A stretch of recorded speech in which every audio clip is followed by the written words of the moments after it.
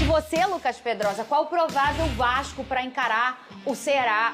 O Ceará de volta aí, a elite do futebol. Difícil demais jogar no Castelão. Mas o Vasco é o Vasco, né? Tá no G4 do Brasileirão. Ceará com Pedro Raul, tá? Com Pedro Raul. Olha lá, ele já tá torcendo pra lei do ex. Não. Já tá implicando os outros. Essa lei do ex, a gente precisa torcer, é perder tempo. Vai Porque acontecer. sempre acontece, velho. Entendi. É a lei que funciona no Não Brasil. tem jeito. Ô, Pedrosa, fala o Vasco aí da Gama. Vamos lá, lembrando que Coutinho não viajou para Fortaleza poupado, um jogador que fez uma grande sequência de jogos e que está jogando muita bola, tá nessa gestão de minutos, até porque o Vasco tem Flamengo e Lanús na semana que vem. No sábado, o Vasco e Flamengo no Maracanã. Na terça-feira, Vasco e Lanús, e é um jogo muito importante pela Copa Sul-Americana, porque o Lanús também tem 4 pontos. Tietê foi liberado para resolver problemas particulares e o Pumita foi acompanhar o nascimento da filha. Então, esses 3 jogadores não viajaram para Fortaleza. Então, o Vasco, na minha visão, Fernanda... Tá sem Tietê, Pumita Coutinho. e Coutinho. E é isso.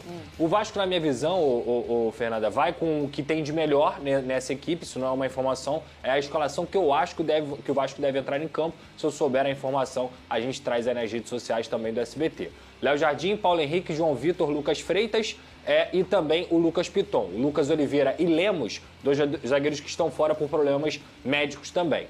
Na parte da volância, Hugo Moura de primeiro volante, de segundo volante o Paulinho, deve retomar essa vaga de titular na ausência do Tietê.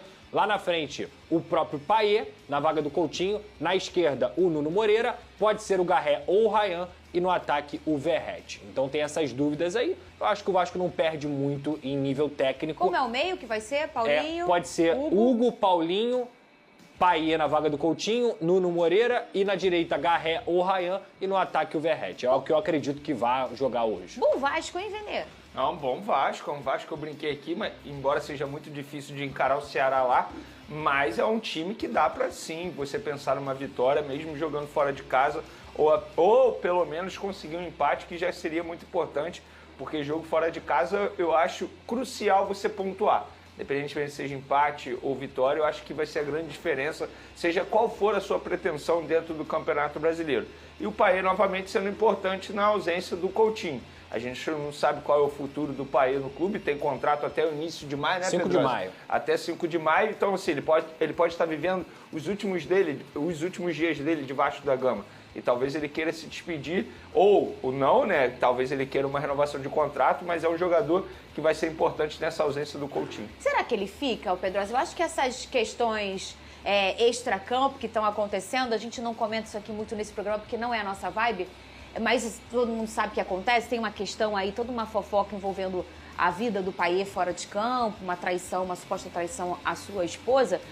Ô Pedrosa, você acha que isso pode tá pesando para o Payet não continuar? Ele poderia, em algum momento, aceitar uma redução salarial, mas nesse momento ele acha melhor ir embora? Você tem informação, você tem opinião sobre isso? Olha, Fernanda, sobre o extracampo, já passou até da fofoca e virou página policial, é verdade, né? Então, Pedrosa, a gente tem que entender que isso é uma coisa que o Vasco, como clube, tem que acompanhar de perto. Mas há investigação. Até que se prove ao contrário, ele continua sendo inocente. Então é acompanhar a investigação. Faltam aí cerca de 20 dias para o contrato dele acabar. Hoje, o que eu tenho de informação é que o que está sendo analisado, obviamente acompanhando de perto, é o campo. E no campo, o Payet custa cerca de R$1,5 milhão para o Vasco da Gama. É um jogador que, inclusive, Fernanda, tem 2 assistências já no Campeonato Brasileiro. Contra o Santos e contra sempre também bem, o né? Sport.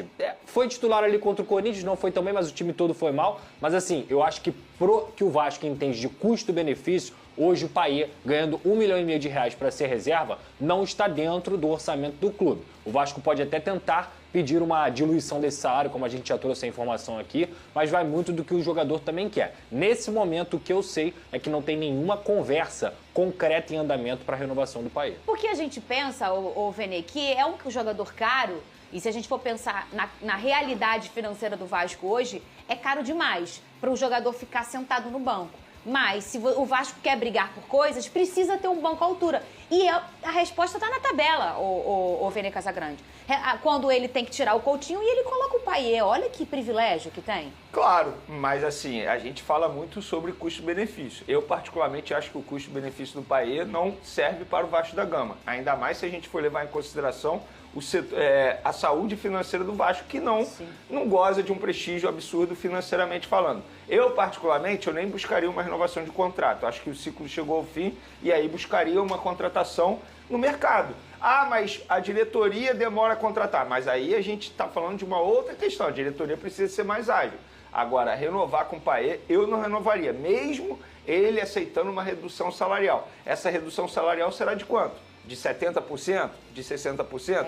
Não adianta reduzir 20%. O custo-benefício custará, ainda vai ser ruim para o Vasco da Gama. Eu, particularmente, não renovaria o contrato dele, mas buscaria uma reposição para ter ali um substituto do Coutinho, porque a gente sabe que o Coutinho ele vai receber esse controle de minutagem durante a temporada. Perfeito. Isso já é uma máxima, Para né? ele render nos jogos que ele estiver em campo, tem que ter esse controle de minutagem.